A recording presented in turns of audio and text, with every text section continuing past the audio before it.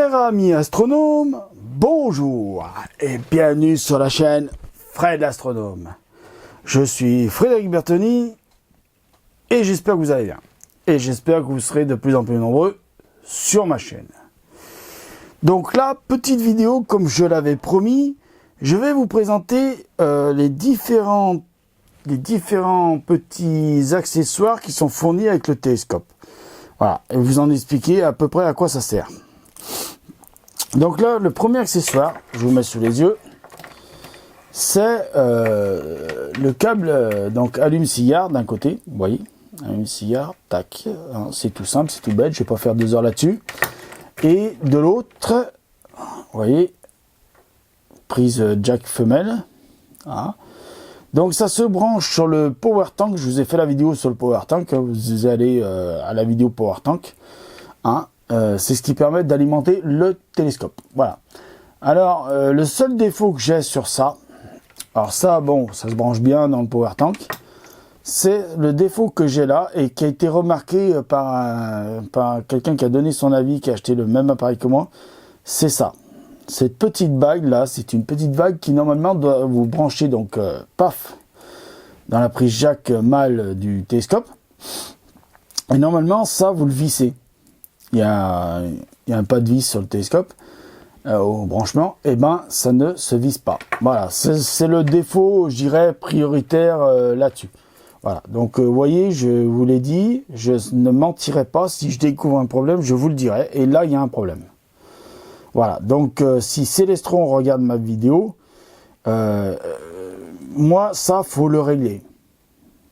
Alors, peut-être pas sur ce modèle-là de télescope, parce que vous allez bientôt en faire d'autres. Je suis au courant que vous allez en faire d'autres, faut pas me mentir. Donc ça, il faudra le modifier sur les autres. Parce que ça, pour un télescope que vous vendez sur certains, qui vendent sur certains sites marchands à 2700 €, c'est un peu de l'abus, voilà. Alors je fais pas la guerre à Célestron, mais j'ai dit que je dirais la vérité. Si je découvre un problème, je le dirai. Voilà, donc ça c'est un problème. Pas un énorme problème, mais je pense que pour un appareil qui vaut presque 3000 €, vous pouvez faire un effort quand même là-dessus, s'il vous plaît. Surtout que là, au niveau du câble, ça doit pas bien vous coûter cher. Voilà. Donc là, je passe au deuxième accessoire, alors, qui est un accessoire qui est obligatoire sur le télescope, puisque ça se visse. Alors vous voyez, là il y a un pas de vis, ça se visse à l'arrière du télescope, et c'est là où on enclenche, qu'on place ce qu'on appelle le renvoi coudé. Alors je vais vous le sortir. Là, le renvoi coudé. Voilà. Alors, le renvoi coudé, vous voyez, vous enlevez le petit capuchon. Ça, c'est attaché à l'arrière du scope. Vous enfoncez ça là-dedans. Facile, il y a juste à enfoncer. Voilà. Tac. Alors, bien sûr, avant d'enfoncer, vous ne faites pas comme Frédéric Bertoni sur la chaîne Fred l'Astronome. Vous dévissez d'abord les vis qu'il y a là, les 2 petites vis. Vous vérifiez bien que les trous sont dégagés. Et vous enfoncez, voilà, vous enfoncez à fond, et vous vissez, voilà, tac, et ça tient, voilà. Donc je vous montrerai, quand je ferai la vidéo montage télescope, je vous montrerai, ça se visse très facilement à l'arrière. Alors, pourquoi cette partie-là se démonte? Je vous le montrerai aussi quand je ferai la vidéo montage du télescope, voilà. Ou sur une autre vidéo, parce que je viens d'avoir une idée, alors en direct, je viens d'avoir une autre idée de vidéo pour vous montrer autre chose. Alors, les 2 produits que je vous montre là, c'est du Célestron, dans le pur jus Célestron. Et ben là, je n'ai trouvé aucun problème. Alors, mettez bien le capuchon quand vous en savez pas, parce qu'on m'a demandé des conseils pour nettoyer les miroirs et tout ça. Il faut savoir que dans le renvoi coudé, il y a des miroirs aussi. Donc voilà. Je vais vous les montrer d'ailleurs, les miroirs coudés. Dans le miroir coudé, je vais vous montrer les miroirs. Donc voilà, ça, alors là-dessus... je n'ai pas trouvé de problème. C'est de la bonne qualité. Alors je vais prendre un tournevis. Ne le faites pas chez vous. Moi je le fais parce que je l'ai payé.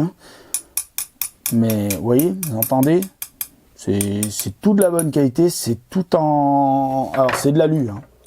C'est de l'alu, mais de l'alu de bonne qualité. Alors ça aussi, là, tout le boîtier, là, c'est de l'alu. À part alors, là. Et je trouve ça honteux Là encore, je vais peut-être me fâcher avec Celestron, mais vous me connaissez. Hein. Là, je trouve ça honteux que cette plaque soit en plastique. Alors, je ne l'ai pas dévissé pour voir si c'est juste une plaque décorative pour mettre Celestron, star, diagonale, machin, tout un. Mais je trouve ça quand même limite qu'il ait rajouté une plaque. Alors s'il n'y a rien en dessous, je sais pas, je vais pas démonter hein, pour voir s'il y a quelque chose en dessous. Mais je trouve ça assez... je vais remettre mon petit cache là pour pas le perdre. Je trouve ça assez limite quand même qu'on nous mette du plastique. Bon ben voilà, hein, vous payez ça 2500, enfin moi je l'ai pas payé 2500 €, vous verrez, il y a une vidéo où j'explique où je l'ai acheté. Et que c'est tout à fait légal, hein, puisqu'il faut payer de toute façon. Alors, voici les miroirs. Alors, je sais pas si vous allez le voir. Là, voilà, le miroir de renvoi coudé. Donc là, vous êtes en train de voir le rideau de ma fenêtre qui est juste au-dessus. Alors, c'est un espèce de prisme hein, qui est à l'intérieur. Hein, d'accord. Donc là aussi, vous avez des miroirs. Vous voyez. Ok, voilà. Donc voilà. Ça, c'était le renvoi coudé et le porte renvoi coudé. Ça s'appelle. Voilà. Donc voilà un autre objet qui est important. Vous le voyez bien à la caméra, donc je vous le présente. Alors là, je pense que c'est aussi. Alors c'est le porte raquette. Hein, c'est pour mettre la raquette. Je vais vous sortir la raquette pour vous montrer. Là, la raquette, elle est là. Je la mets sur le côté pour le moment. Donc ça, c'est le porte raquette. Donc vous voyez là, il y a un petit système qui s'enclenche sur le côté du télescope. Et ça aussi, je vous le montrerai quand je ferai la vidéo montage télescope. Je vous montrerai comment ça s'enclenche. Très facile. Hein. C'est juste de l'assemblage tout simple. Hein. Alors, c'est du plastoc. Mais là, je vais pas râler. Parce que j'ai déjà râlé assez sur le matériel Celestron. Mais c'est de la bonne cam, hein. Faut dire quand même Celestron c'est de la bonne cam, c'est quand même, faut pas se foutre de la gueule du monde non plus, hein. C'est quand même de la bonne cam. Voilà, alors c'est du plastique assez solide, hein. Voilà, c'est du bon plastique, c'est solide, voilà. Et donc c'est pour mettre la télécommande. Alors ça s'appelle pas une télécommande, hein. Ça s'appelle une raquette de commande. Voilà, la petite raquette de commande qui va bien. Alors, la petite raquette de commande qui va bien. Puisque je la tiens, je continue là-dessus. C'est important de l'avoir, cette petite raquette de commande. Parce que c'est le cerveau. Enfin, c'est une partie du cerveau du télescope, on va dire. Voilà, vous voyez. Alors, c'est en plastique. C'est le même plastique que le porte... ah, ça y est. Je cherche mes mots, ça m'arrive de temps en temps. Que le porte télécommande, hein, on va dire télécommande. Alors, c'est une raquette de commande. Donc voilà, alors vous avez la petite prise qui va bien, hein, c'est une RJ45, vous connaissez ça si vous avez internet chez vous, hein, c'est les mêmes prises que pour le téléphone ou que pour internet, hein, c'est les mêmes prises. Voilà, donc ça c'est une partie du cerveau. Alors pourquoi je dis une partie du cerveau? Parce que je vous montrerai quand je ferai la vidéo présentation du reste du matériel, je ferai une autre vidéo pour présenter le reste du matériel. C'est une partie du cerveau parce que là-dedans, vous avez toute la banque de données. Alors, ils disent qu'il y a 40 000 objets. Je pense pas qu'avec le télescope, on voit les 40 000 objets. Voilà, parce qu'il a une magnitude limite de 14,5. Et si vous avez des objets dans la banque de données qui sont de magnitude... je vais dire une bêtise, mais une magnitude 23, vous la voyez pas. Magnitude 15 même, vous voyez pas. Voilà. Ça s'arrête à la magnitude 14. Je vous ferai une vidéo sur les magnitudes pour vous expliquer ce que c'est les magnitudes. Voilà. Donc voilà, c'est du très bon matériel, comme d'habitude. Hein. C'est du plastique assez solide. Voilà. C'est une partie du produit. Hein. D'accord. Ok. Donc je fais pas plus long sur cette séquence. Elle est déjà très longue. Alors là, je vais vous présenter donc une partie importante de l'appareil. C'est une petite lunette qui se met avec l'appareil. Alors, bon, là, vous la voyez monter, mais je peux la démonter. C'est pas interdit d'ailleurs. Hein. Voilà, je peux la démonter de son support. Donc là, je vais la poser à côté. On en parlera plus tard, si elle veut bien. Tu veux, cocotte? Non, elle veut pas. Elle veut venir devant la caméra. Elle veut faire sa star. Donc voilà, donc alors ça c'est le porte-lunette. Alors c'est une lunette réticulée qu'on met dessus et ça sert à pointer les étoiles. Alors pointer les étoiles, ça veut dire quoi? Ça veut dire que le télescope, quand il a un système GPS, et avec le système GPS, donc il va rentrer l'heure, la date et les coordonnées géographiques du lieu de l'observation. Et avec ça, il va falloir faire ce qu'on appelle une mise en station. C'est-à-dire la mise en... Mais alors, c'est très simple. Hein. La mise en station, c'est quoi? C'est que le télescope va aller pointer une étoile. Et avec la... Donc, elle va venir, la petite lunette, là. Avec la lunette, là, il faut regarder dans la lunette. Alors, par l'arrière de la lunette, hein, ici. Oui, ici, là. Si je cadre comme il faut, ça ira mieux. Voilà, ici. Vous mettez-le là. Et normalement... à l'autre bout de la lunette, je sais pas si vous allez le voir, je vais essayer de vous le montrer, mais ça va pas être facile parce que c'est vraiment pas facile à faire voir ce truc. Mais moi je le vois comme ça. Alors je peux vous le dire, il y a une croix qui est dessinée sur la lentille là. Alors les lentilles, quand je les monte, vous voyez, je mets pas le doigt dessus, hein. S'il vous plaît, mettez pas le doigt dessus, hein. Alors le caoutchouc, je sais à quoi ça sert à éviter de faire des vibrations. Voilà. Je vous le dis, petit caoutchouc là, il sert à éviter les vibrations. Ah, parce qu'il ne faut pas que ça vibre. Donc, si dans l'oculaire du télescope, l'oculaire il est... Ah, je ne l'ai pas sorti, il faudra que je le sorte, parce que je vais vous présenter l'oculaire aussi qui est livré avec. Donc, dans l'oculaire du télescope, normalement, vous allez avoir l'étoile au milieu. Et si l'étoile dans la lunette là, elle est au milieu de la croix, c'est que votre télescope est aligné. Et donc, la première étoile peut être considérée comme un repère dans le ciel. Parce que le télescope, il a besoin d'un repère. Et il en a besoin de soit deux, ou soit de 3. Voilà. Donc, ça veut dire quoi? Ça veut dire que si vous avez fait une mise en station avec 2 étoiles, vous allez aller chercher 2 étoiles. Si vous faites une mise en station avec 3 étoiles, il faudra 3 étoiles. Et il faudra que chaque étoile, donc soit les 2, soit les 3, soit bien au centre de la lunette et bien au centre de l'oculaire du télescope. Si c'est bien au centre l'un et l'autre, c'est gagné. Vous avez gagné un cadeau. Et le cadeau, c'est que votre télescope est aligné et ne bougera plus. Et à quoi ça sert qu'il soit aligné votre télescope? Eh ben, ça sert à ce que quand vous allez regarder par exemple Jupiter, ou vous allez regarder la nébuleuse du Crabe, ou vous allez regarder l'étoile Vega ou une autre étoile, hein, choisissez, hein, c'est à vous de voir. Et ben, Fred il sait plus monter le machin. Tiens, comment ça se fait? Ah bah c'est pas grave. Bon, je vais dévisser un peu plus ça. C'est peut-être ça qui gêne. Voilà. C'était ça qui gênait. Donc voilà. Donc ça, il faut bien l'aligner. Alors vous avez des vis là. Je sais pas si vous voyez, vous avez des vis que vous serrez plus ou moins. Ces vis permettent d'aligner la lunette, cette lunette là, par rapport au télescope. Il faut que le télescope et la lunette soient bien alignés pour pouvoir faire la mise en station avec les étoiles. Je bois un coup, excusez-moi. Je sais que ça se fait pas, mais tant pis. Voilà. Donc c'est très important. Mais je vous en parlerai mieux quand je ferai la vidéo sur la mise en station du télescope. Voilà. Donc ça aussi, c'est de la bonne qualité. C'est tout en aluminium. Même la lunette, hein, c'est de l'alu. Hein. Bon. C'est superbe, de la bonne qualité, de la bonne cam.